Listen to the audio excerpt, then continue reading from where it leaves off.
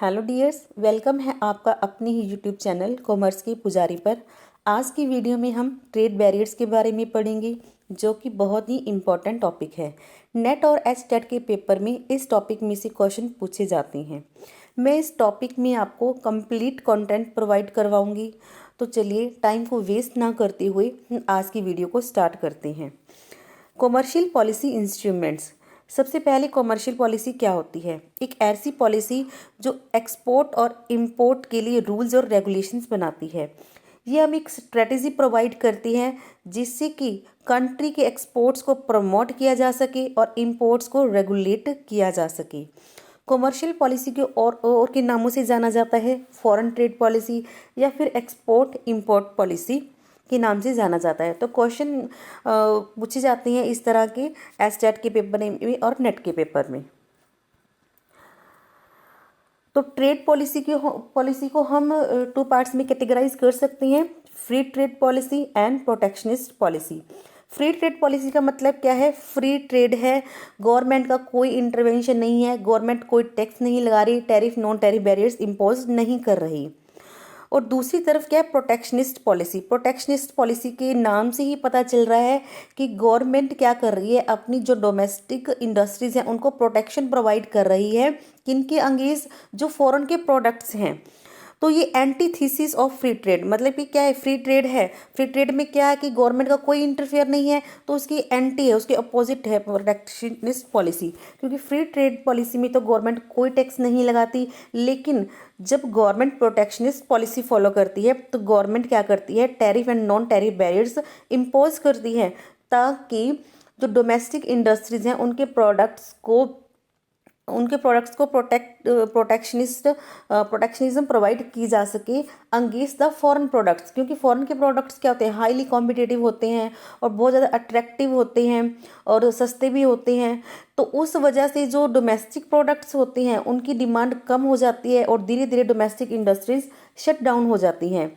तो उनको protection provide करने के लिए government tariff and non tariff barriers impose करती है। तो ट्रेड बैरियर्स टू टाइप्स की हो सकती हैं, man made barriers and natural barriers. Natural barrier ऐसी बैरियर्स जो प्राकृतिक ही होती हैं, इंसान का कोई हाथ नहीं होता इन बैरियर्स को इम्पोज करने में, जैसे कल्चरल बैरियर्स हो गई, लॉन्ग डिस्टेंस हो गई, नेचुरल कैलमिटीज हो गई। और दूसरी तरफ है मैन मेड बैरियर्स, जो इंसान खुद बैरियर्स इम्पोज करते हैं ट्रेड के ऊपर। इसे हम वैसे पहले पढ़ चुके हैं, जैसे कि टैरिफ एंड नॉन टैरिफ्स।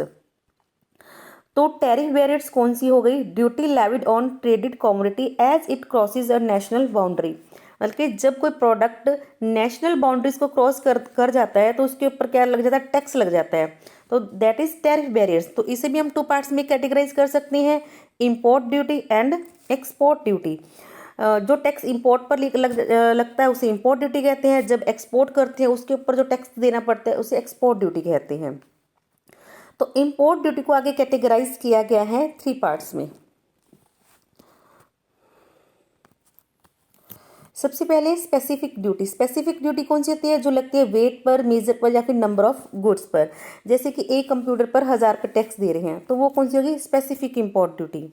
उसके बाद है एड वैल्यूरम ड्यूटी, जो वैल्यू के ऊपर लगती है।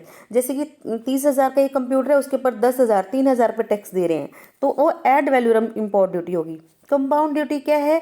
स्पेसिफिक ड्यूटी और एड वैल्यूरम ड्यूटी दोनों की कैरेक्टरिस्टिक्स है इसमें। जैसे कि एक कंप्यूटर खरीद रहे हैं तो एक कंप्यूटर पे 1000 पे टैक्स देना पड़ेगा, प्लस 5% उसकी वैल्यू पे देना पड़ेगा।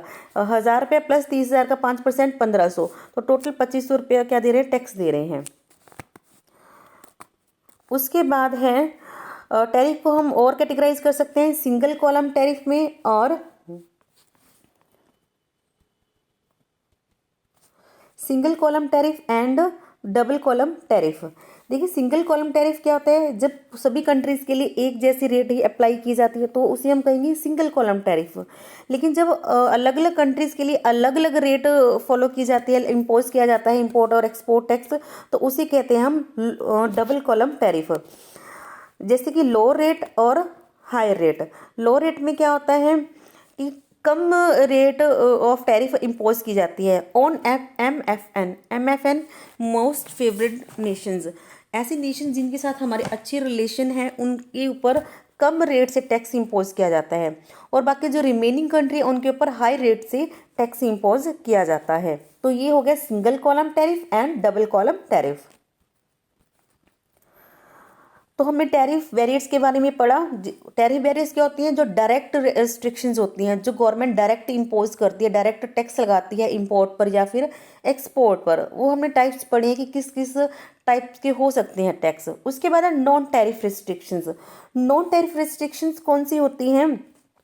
जो कि इनडायरेक्ट ट्रेड रेस्ट्रिक्शंस होती हैं। इनडायरेक्टली गवर्नमेंट कोई टैक्स इम्पोज नहीं करती इंपोर्ट पर या फिर एक्सपोर्ट पर, लेकिन इनडायरेक्टली ट्रेड को क्या करती है? रेगुलेट करती है, ट्रेड के बैरियर्स लगाती है।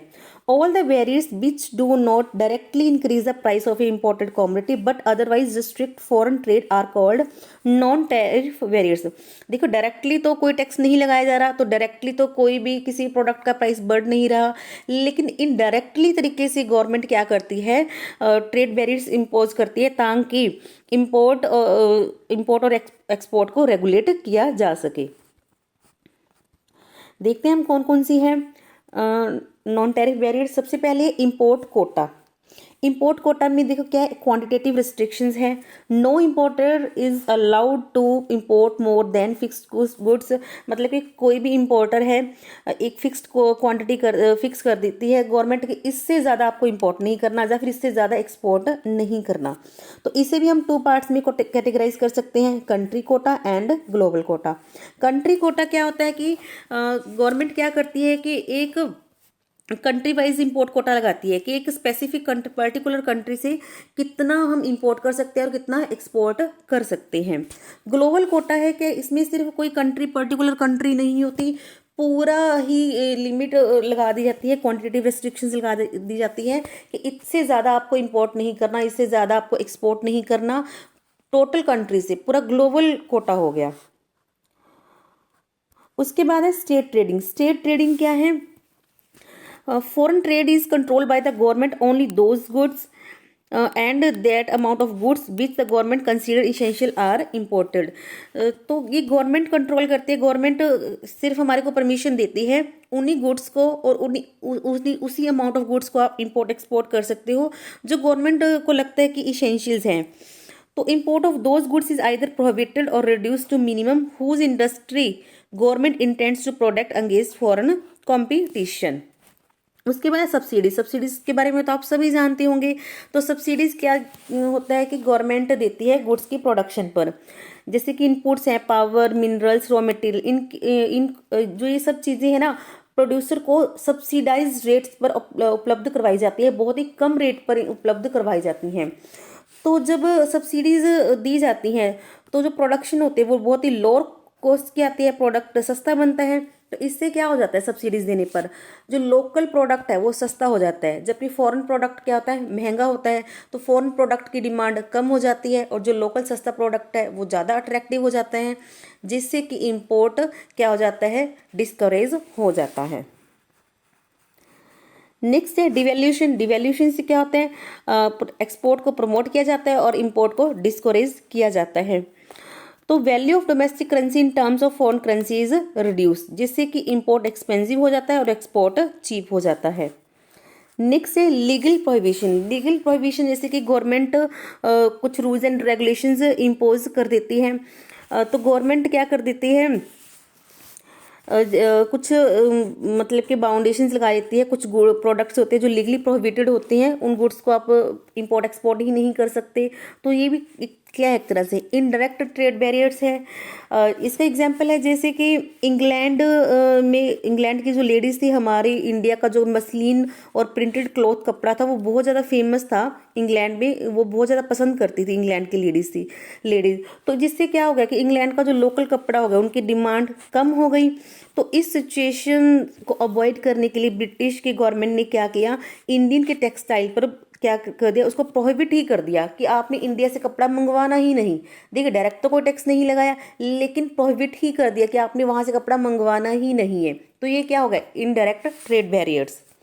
नेक्स्ट है लाइसेंस सिस्टम। तो लाइसेंस सिस्टम में क्या है कि जो नॉन इसेंशियल अनवांटेड गुड्स होती हैं उनकी इंपोर्ट एक्सपोर्ट को रिड्यूस करने के लिए गवर्नमेंट क्या कर देती है, लाइसेंसिंग सिस्टम को फॉलो कर देती है, और उन गुड्स के लिए लाइसेंस प्रोवाइड ही नहीं करती गवर्नमेंट जिनको लगता है कि इन गुड्स का इंपोर्ट करना कोई इसेंशियल नहीं है। ऐसी गुड्स हमारी लोकल कंट्री में, लोकल मार्केट में भी प्रोड्यूस की जा सकती है, तो इंपोर्ट करने की क्या ज़रूरत है।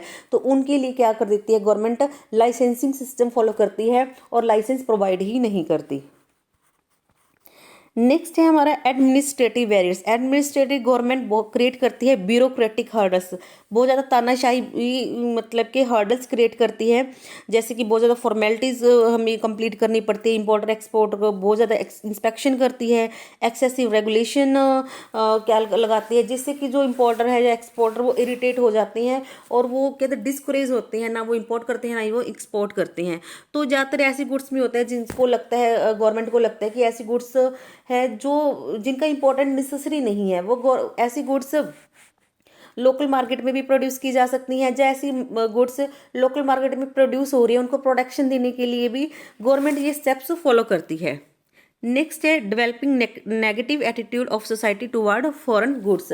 तो कई बार क्या किया जाता है, जो ये सोशल ऑर्गेनाइजेशंस होती हैं ये अपोजिट होती हैं जो फॉरेन प्रोडक्ट्स के, तो वो लोगों का नेगेटिव एटीट्यूड डेवलप करती हैं जो फॉरेन प्रोडक्ट्स के अगेंस्ट। वो कहते हैं कि जो हमारी स्वदेशी गुड्स हैं, जो हमारी इंडिया में बनी गुड्स हैं, आप उन्हीं को यूज़ करो, जो फॉरेन के प्रोडक्ट्स हैं उनका बहिष्कार करो।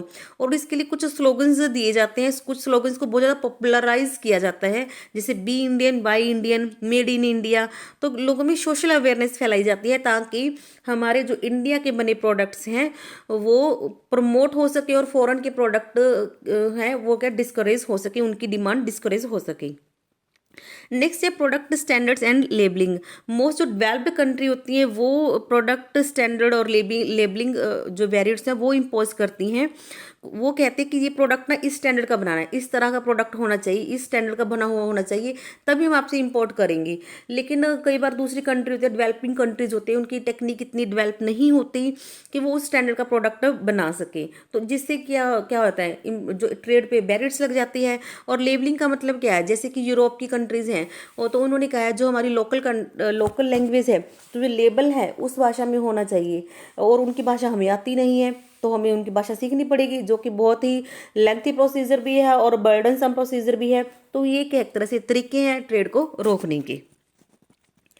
उसके बाद है local content requirement, LCR। Local content requirement में क्या है, ये डोमेस्टिक प्रोडक्शन को बूस्ट करने के लिए गवर्नमेंट फॉलो करती है कि अगर आप कोई प्रोडक्ट बना रहे हो और उसे एक्सपोर्ट कर रहे हो, तो उसमें जो आप एक जो उसका मेन कंपोनेंट है, जो उसका कोई पार्ट है, आप बाहर से अगर मंगवा रहे हो तो बाहर से ना मंगवाइए, डोमेस्टिक जो प्रोड्यूस है उस प्रोडक्ट को आप यूज़ करके बनाइए, यूज़ कर कीजिए। जैसे कि मारुति कंपनी है, तो मारुति कंपनी के जो टायर हैं वो USA से इंपोर्ट करती है। मारुति कंपनी कार तो देखो इंडिया में बना रही है, तो कार इंडिया में बनाकर लोकल मार्केट में भी बेच रही है और एक्सपोर्ट भी कर रही है, लेकिन जो उसके टायर है ना वो USA से इंपोर्ट कर रही है।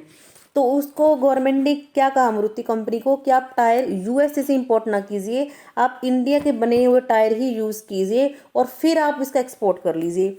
तो ये क्या एक तरह से डोमेस्टिक प्रोडक्शन को बूस्ट किया जा रहा है। तो ये क्या हो गया हमारा लोकल कंटेंट रिक्वायरमेंट। तो देखिए ये तो थे trade barriers and non trade sorry trade barriers, tariff barriers and non tariff barriers. अब देखिए एक क्वेश्चन राइज होता है कि गवर्नमेंट ये बैरियर्स लगाती ही क्यों है। देखिए जो डेवलपिंग कंट्री है जैसे कि हमारी इंडिया है, तो हमें ज़रूरत होती है कैपिटल गुड्स की, मॉडर्न टेक्नोलॉजी की और भी इसेंशियल आइटम्स की।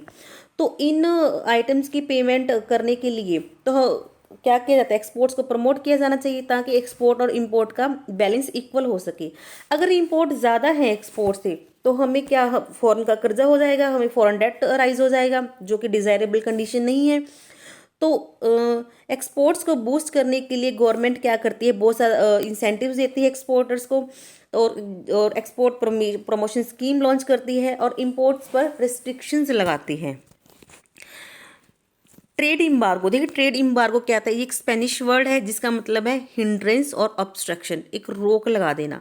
तो trade embargo means any regulation और government order that restrict trade of certain goods और all goods with the foreign nation. तो इसमें क्या है कि गवर्नमेंट क्या कर रही है, किसी गुड्स पर, सर्टेन गुड्स पर क्या लगा रही है, रोक लगा रही है, इसको रिस्ट्रिक्ट कर रही है कि इस पर्टिकुलर नेशन से आपने ये कोई प्रोडक्ट मंगवाना नहीं है। तो ये देखिए ये क्या है, एक बैरियर्स तो हो गई, लेकिन ये पर्टिकुलर कंट्री पर रिस्ट्रिक्ट लग रहा है, पर्टिकुलर कंट्री पर, पर्टिकुलर प्रोडक्ट पर। तो वो क्या हो गया, ट्रेड एम्बार्गो। तो ट्रेड बैन लगा दिया जाता है। Trade embargo restricts trade between countries for various reason, कई तरह के रीजन हो सकते हैं, जैसे कि हमारे पाकिस्तान के साथ है, पॉलिटिकल कॉन्फ्लिक्ट चलते रहते हैं, कोई इन्वायरमेंटल इशू रहते हैं, तो गवर्नमेंट क्या करती है, कोई ना कोई रिस्ट्रिक्शंस लगाती है कि आपने पाकिस्तान के साथ ये प्रोडक्ट नहीं मंगवाना। तो ये इसे हम क्या बोलेंगे, ट्रेड एम्बार्गो। तो देखिए ये आपका कंप्लीट कंटेंट हो चुका है। नेट और एक्सटेट में पक्का इसमें से क्वेश्चन आएगा और आपका लगभग क्वेश्चन कवर हो जाएगा। तो आई होप आपको वीडियो अच्छी लगी, अगर लगी होगी, अगर वीडियो अच्छी लगी है तो चैनल को सब्सक्राइब कीजिए, वीडियो को लाइक कीजिए और शेयर कीजिए। Thank you.